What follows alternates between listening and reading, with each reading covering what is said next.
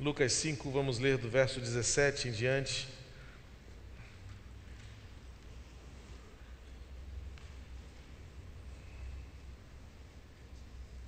É a experiência de cura, milagre, o poder do nome de Jesus, para fazer muito mais além daquilo que pedimos, pensamos ou achamos que precisamos.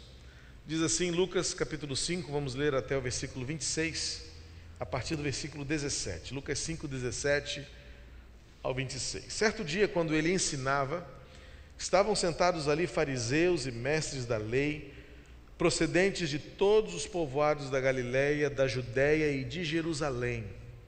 E o poder do Senhor estava com ele para curar os doentes. Vieram alguns homens trazendo um paralítico numa maca e tentaram fazê-lo entrar na casa, para colocá-lo diante de Jesus. Não conseguindo fazer isso, por causa da multidão, subiram ao terraço e o baixaram em sua maca, através de uma abertura até o meio da multidão, bem em frente a Jesus. Vendo a fé que eles tinham, Jesus disse: Homem, os seus pecados estão perdoados. Os fariseus e os mestres da lei começaram a pensar: quem é esse que blasfema? Quem pode perdoar pecados a não ser somente Deus?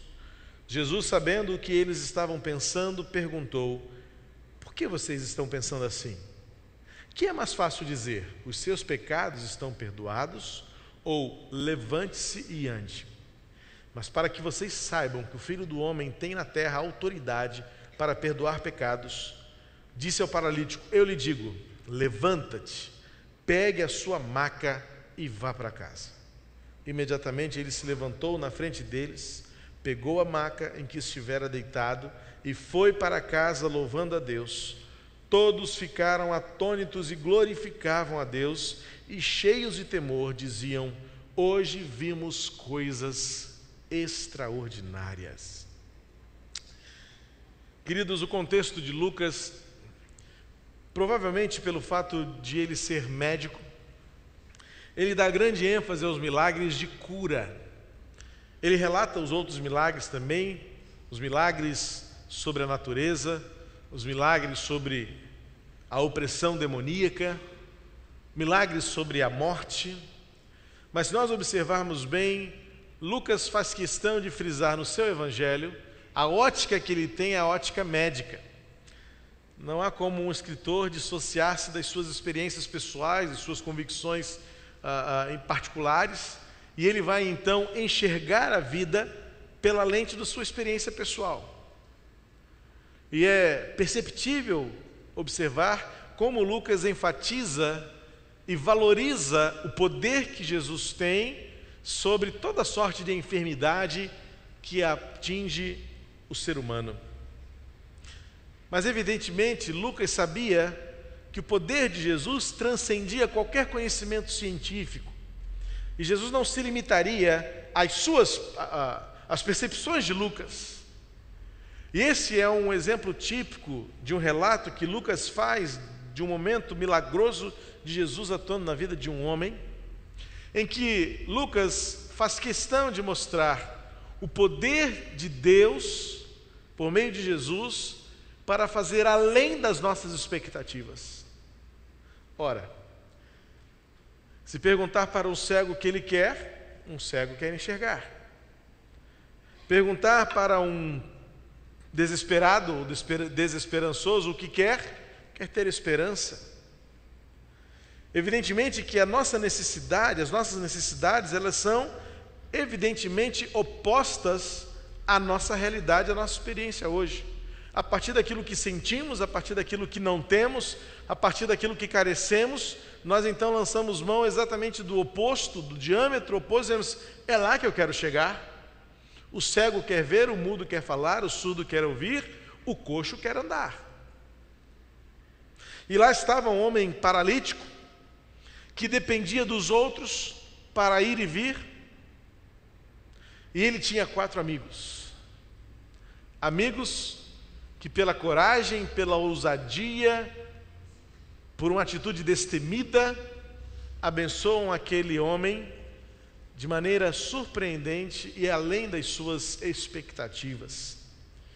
Porque um paralítico, evidentemente, ele quer voltar a andar.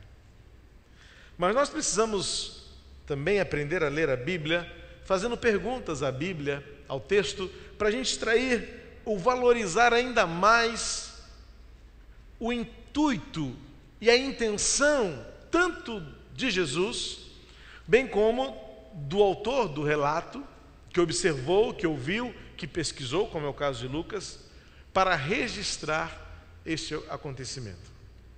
Os evangelhos, quando o evangelho de João termina o seu relato, o último dos evangelhos, João diz: há muitas outras coisas que foram ditas e feitas por Jesus, que se fossem todas elas escritas, não, olha a ênfase de João, não caberiam em todos os livros do mundo. Eu fico imaginando o que Jesus deve ter feito de maravilhoso em 3 anos, para um dos seus seguidores dizer assim: o que ele fez e falou não cabe em todos os livros do mundo. Você pode imaginar a glória de Jesus?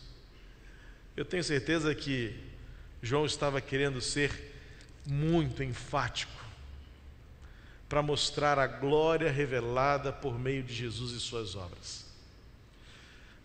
E ele completa dizendo: estas, porém, ou seja, essas que foram escritas para que todos saibam que Cristo é o Filho de Deus. Então, quando nós observamos ou lemos os evangelhos, podemos muito bem fazer esta pergunta: por que esse texto está escrito? Por que este texto está guardado? Por que este texto foi preservado? De maneira tal a revelar a glória de Deus, por meio de Jesus, o Filho de Deus. A gente precisa observar os personagens das passagens.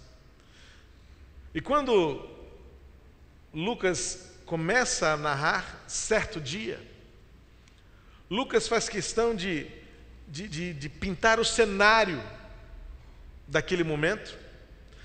Primeiro ele vai dizer que Jesus estava ali ensinando, ainda que ele vai dizer mais adiante que estava sobre ele o poder de Deus para curar os doentes.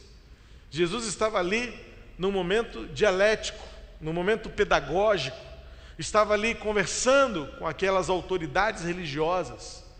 Não sei o que ele estava falando, não sabemos o conteúdo desse ensino, mas ali estavam fariseus e mestres da lei, ou seja, era a nata do conhecimento religioso da época. Os fariseus eram como se fosse um partido político-religioso. Na época de Jesus, a política e a religião, mais do que nunca, era a realidade daquele contexto sociopolítico. Os sacerdotes, que eram autoridade no povo judeu, eram homens que podiam fazer parte ou do partido dos fariseus ou do partido dos saduceus. A diferença é gritante em algumas situações porque eles eram opostos entre si em algumas convicções. Por exemplo, os fariseus acreditavam na ressurreição dos mortos. Os saduceus não acreditavam na ressurreição dos mortos. Os fariseus não aceitavam todo o cânon do Antigo Testamento como nós aceitamos. E os fariseus aceitavam também a lei, os profetas e os escritos. Eram as 3 divisões da Bíblia hebraica, ou que são até hoje: Gênesis, Êxodo, Levítico, Números, Deuteronômio, como lei. Depois os escritos, que são os livros proféticos, que são os salmos, os cânticos, os livros históricos. E os profetas, que são todo o conjunto dos nossos livros proféticos que temos hoje na nossa Bíblia evangélica, não é? E os fariseus, como nós, entendiam que de Gênesis a Malaquias, todos os livros são a revelação da palavra de Deus. Os saduceus não. Os saduceus só aceitavam a lei, os 5 livros do nosso Pentateuco. Portanto, para os saduceus era ainda mais difícil aceitar Jesus como Messias, porque a palavra dos profetas não tinha nenhum valor para eles. Aí você entende muitas vezes o embate e a dificuldade de Jesus de alcançar o coração de um saduceu, porque eles assim, profetizaram, falaram, mas isso não é a palavra de Deus. E a gente não está esperando Messias nenhum. A gente não precisa de um Messias. o nosso relacionamento com Deus é o cumprimento da lei. Imagina então a dificuldade de lidar com homens que eram absolutamente fechados, quadrados, encarcerados no contexto legalista de 5 livros apenas, e que a gente sabe que os profetas, os salmos e os escritos históricos como Reis, Samuel e Crônicas, tão importantes para entendermos a revelação de um Deus amoroso, provedor, cuidador, redentor. E ali estavam estes homens ouvindo de Jesus. E era como se fosse uma reunião nacional. Lucas faz questão de dizer as procedências deles, povoados da Galileia, da Judéia e de Jerusalém. Era como se fosse uma reunião de convenções estaduais. Veio gente de toda parte ouvir de Jesus o que ele tinha para ensinar. Então, por isso você entende a multidão que estava naquele lugar, de tal maneira que aqueles 4 amigos não conseguiam se aproximar, e eles tinham um propósito. Nós cremos que este homem pode fazer alguma coisa por você. E lá estavam eles lutando para vencer os obstáculos e as dificuldades e aproximarem aquele homem paralítico de Jesus. Este encontro mudou a história deste homem, mas é valoroso e valioso neste relato o fato de que, a princípio, ou em princípio, Jesus não respondeu ao pedido dos amigos. Você pode imaginar a frustração e a decepção daqueles homens, 4 homens, cada um pegando na ponta de uma maca, possivelmente por uma corda ou a chamada Teresa hoje, né? Um lençol amarrado em cima do outro, abre um pedaço daquele telhado, daquela casa, e faz descer por ali aquela maca com aquele homem sobre ela. Quando Jesus olha para ele e fala assim: que fé de vocês! O texto diz que Jesus ficou admirado. E aqueles homens lá de cima, olhando, curiosos, assim, vamos ver, o que Jesus vai fazer agora? Aí Jesus fala assim: muito bem, a sua fé te salvou, seus pecados estão perdoados. Vai, anda. Nada acontece. Vai, anda, levanta. Nada acontece. Seus pecados estão perdoados. Pode imaginar, se você também quiser desligar o seu celular, ajuda a gente agora, a gente se concentra. Como eu falo, só atende se for o Senhor. Se for Deus querendo falar com você agora, quem sou eu, né? Para impedir Deus de falar com você pelo seu celular. Então desliga o seu celular agora, você não vai precisar dele, a gente não vai demorar mais muito, não. Você pode imaginar a decepção daqueles 4 homens que venceram os obstáculos, suaram a camisa, correram risco porque subiram no telhado, correram risco de se machucar, de se ferir, em prol de um amigo. E de repente aquele amigo está diante de Jesus, quase que aquela coisa: pede o que você quiser que eu vou fazer. Só que Jesus nem esperou ele pedir. Jesus, na sua soberania e na sua plena divindade, ele olha para ele e fala assim: eu sei do que você precisa. Se fôssemos ensinar, aquele jovem devia já ter colocado a mão assim no chão, assim: agora que eu vou levantar, ele está diante de mim, ele sabe o que eu preciso. Jesus fala assim: seus pecados estão perdoados. Como? Eu quero andar, e o Senhor vem perdoar o meu pecado. O primeiro momento é um momento de grande frustração,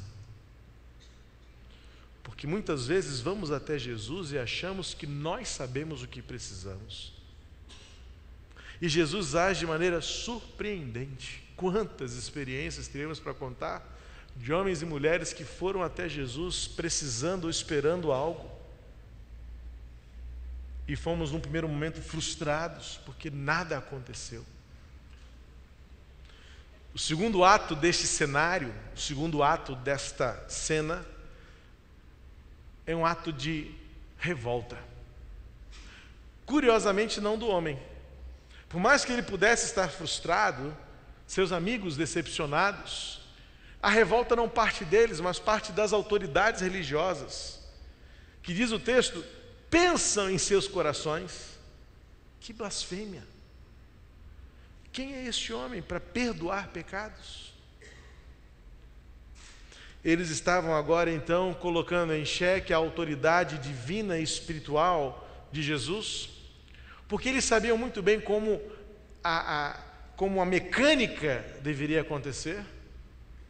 Como é que o pecado era perdoado? Sacrifícios no altar, animais queimados, a presença de um sacerdote, uma confissão, para então depois o sacerdote emitir o seu parecer e dizer, depois de voltar do Santo dos Santos, Deus perdoou os seus pecados. Jesus então surpreende agora a todos, quebra os paradigmas, na verdade derruba todos os pilares religiosos daqueles homens e fala assim: os seus pecados estão perdoados. Aí você começa a entender por que a revolta deles. Porque Jesus, num estalar de dedos, ele fala assim: tudo o que vocês acreditam não é mais necessário. Mas, Senhor, e o protocolo? Senhor, e o ritual? A coisa é assim, tão simples? O Senhor fala e acontece? Não estão nem mais preocupados no bem-estar do camarada. Você percebe como é que muitas vezes o debate teológico ignora as pessoas? Se fôssemos também ensinar, o cara ia estar assim: ei, eu. Vocês estão aí debatendo se pode ou não pode perdoar o pecado. Eu estou aqui ainda parado. Nada aconteceu comigo. Não. O texto nos dá a entender que naquele momento aquele homem começou a experimentar uma mudança que era de dentro. Porque quando Jesus olhou para ele, Jesus não olhou para as suas pernas. Jesus olhou para um coração que estava ainda aflito, em trevas, desesperado, sem sentido. Porque existem muitas pessoas que andam perfeitamente, mas seus corações estão destroçados pela solidão, pela ignorância, pelas trevas. E aqueles homens religiosos, formais, aquelas autoridades todas, falam assim: peraí, como é que este homem vai me dizer que pecado está perdoado se nós aprendemos lá com os nossos pais, pelos profetas, que pecados perdoados só com animais queimados no altar, com incenso elevado aos céus, com todo um protocolar de vestes sacerdotais, de hinos cantados, de mensagem pregada, de povo reunido. Jesus fala: não, basta a fé. Porque aqueles homens ainda não sabiam que estavam diante do sumo sacerdote, e que o maior de todos os sacrifícios ainda aconteceria com Cristo pregado na cruz, e a liberdade seria instaurada por completo. Jesus estava ainda ensinando aqueles homens que Ele era poderoso e é poderoso para fazer muito mais do que se quer. O debate, a discussão teológica, filosófica, naquele momento ignorou a necessidade daquele homem, mas ele começou já a perceber que algo começava a mudar na sua vida. E aqueles homens, autoridades como eu e você, precisamos tocar em alguma coisa, ver alguma coisa. Jesus dá uma resposta. Primeiro que Jesus os surpreende assim: o que vocês estão pensando? E eles devem ter lá: o homem é bom mesmo aí. A gente nem falou nada, a gente só pensou. E ele sabe o que a gente está pensando. E ele sabe que a gente está questionando essa novidade dele de perdoar sem ritual, perdoar sem formalidade, perdoar sem protocolo. Isso vai contra toda a visão religiosa, ou não? Diga-me, toda religiosidade possui uma formalidade protocolar. E esse é o cuidado que nós devemos ter, se de alguma maneira o nosso cristianismo demanda ou exige em algum conceito, em algum momento, algum protocolo, cuidado, ele se afastou da verdade. Porque o Evangelho é simples, é fé, e o resto o Senhor faz. E ao longo da história nós retornamos à sisudez protocolar, ritualista. E em muitos aspectos, algo que se chama de cristianismo hoje nada tem a ver com os evangelhos. Algo que se diz por aí que é cristianismo, com prédios suntuosos, concorrentes disso e daquilo, com pastores televisivos propondo mundos e fundos, dando receitas da felicidade, passos para a libertação, e livros se vendem, e mais um monte de formalidades. Afasta-se de um modo simples de vida, baseado num relacionamento com Cristo, visto por uma vida transformada, por um testemunho vivo da diferença que Cristo faz. Jesus então volta-se para aqueles homens: bom, vocês acham que eu não tenho poder para perdoar? E vocês acham que é mais fácil dizer que pecados estão perdoados do que mandar um paralítico levantar? Já que vocês precisam ver alguma coisa para crerem em quem eu sou. Então ele vira-se para aquele homem e diz: então, levanta daí, toma a tua cama e vá para casa. Meus queridos, uma declaração em 3 momentos que restauram a vida de um homem para sempre. Agora então Jesus diz: levanta-te. Aquele homem, sabe-se lá há quanto tempo, a Bíblia não diz se ele era de nascença, como dizem outros enfermos. Neste relato de Lucas não há esta observação, mas eu posso imaginar o sofrimento daquele homem paralisado. Ouvir de Jesus: levanta-te. E ele então, pela primeira vez, depois de tanto tempo, levanta-se. E agora Jesus dá uma ordem restauradora quando diz: vá para casa. Você precisa entender um pouco do contexto histórico da época de Jesus para saber a importância que esta declaração tem na vida daquele homem e o testemunho diante de todos os outros, de toda aquela multidão. Já naquele tempo, aquela sociedade era extremamente separatista. Qualquer defeito, qualquer problema de enfermidade, um defeito físico, uma má formação, era motivo de isolamento. A família bania o enfermo, o mal formado, e essas pessoas viviam na rua, largadas, marginalizadas, a maioria delas imunda, faminta, miserável. E quando Jesus diz para aquele homem: vá para casa, Jesus está dizendo para ele: eu vou recomeçar a sua história. Você vai voltar a ser aquilo que um dia você deixou de ser, sabe-se lá quando? O porquê todos nós sabemos. Você tem o infortúnio de não andar, e por certo a sua família não lhe quer mais, não lhe queria, porque Jesus restaura a nossa vivência. E aí então o texto vai finalizar dizendo que todos ficaram maravilhados e disseram: nunca vimos coisa igual. Quando nos deparamos e encontramos Jesus, nós também vemos frequentemente coisas extraordinárias acontecerem em mim, nos outros, ouvindo testemunhos e vendo gente que foi transformada pelo amor. Porque Jesus não olha para aquilo que os nossos olhos veem, mas Jesus tem o poder de ver lá dentro. Aquele homem achava que precisava voltar a andar. Jesus sabia que aquele homem precisava de cura lá dentro, porque de nada adiantaria ele voltar a andar se lá dentro ele continuasse a viver em trevas, de pecado, de culpa, de tristeza, de morte.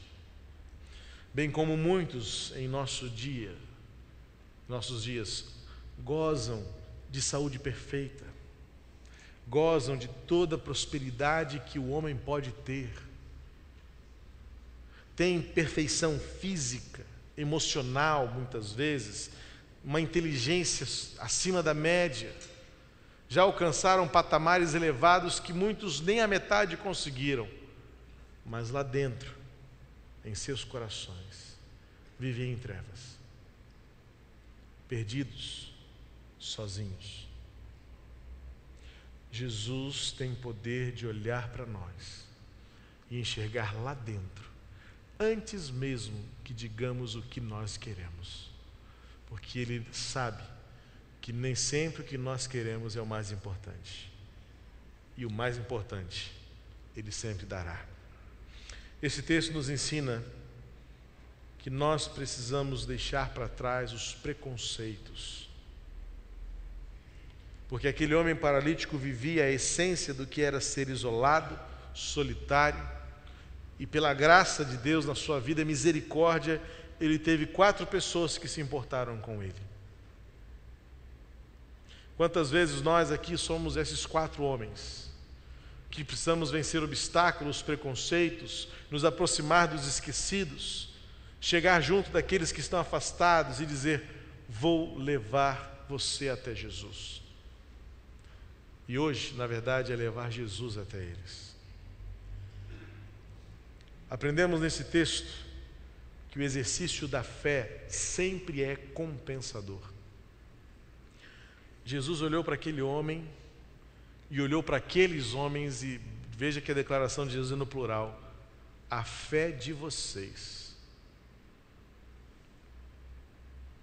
A fé vale a pena.